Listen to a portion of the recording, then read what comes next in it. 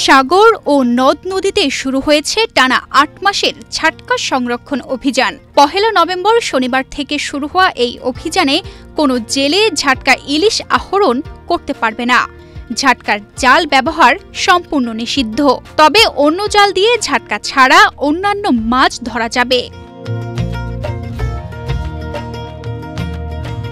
উপজেলা সিনিয়র মৎস্য কর্মকর্তা মোহাম্মদ জাহিদুল ইসলাম জানিয়েছেন, ১০ ইঞ্চির কম আকারের ইলিশকেই ঝাটকা বলা হয়।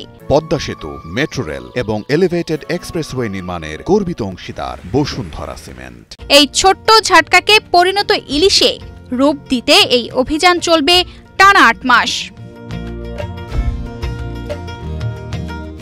এই সময়ে ঝাটকা আহরণ, ক্রয় বিক্রি, মজুত ও বাজারজাতকরণ সম্পূর্ণ নিষিদ্ধ।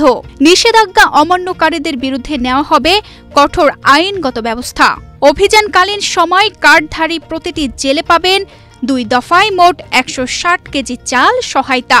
১০ ইঞ্চি অথবা ২৫ সেন্টিমিটার ইলিশের যে সাইজটা আছে, এর থেকে কম দৈর্ঘ্যের ইলিশকে আমরা সাধারণত ঝাটকা বলে থাকি। এই ঝাটকা আহরণ, বিক্রয়, মজুত, পরিবহন এবং বাজারজাতকরণ কঠোরভাবে নিষিদ্ধ। এই ৮ মাসকালীন সময় কোনো রকম জেলেরা যাতে নদী থেকে ঝাটকা আহরণ করতে না পারে, এজন্য আমাদের সরকারের পক্ষ থেকে ২টি ধাপে, প্রথম ধাপে আমরা ৮০ কেজি চাল বিতরণ করে থাকি এবং পরবর্তী ধাপে ঠিক একই পরিমাণ অর্থাৎ ৮০ কেজি চাল বিতরণ করে থাকি। এই সময়ে যাতে জেলেরা তাদের ঝাটকা আহরণ থেকে বিরত থাকে, এজন্য আমরা বিভিন্ন রকম কার্যক্রম করে থাকি। তার ভিতরে আমরা নিয়মিত অভিযান পরিচালনা করে থাকি। তানজিদা রহমান, ইনায়া, বাংলাদেশ প্রতিদিন।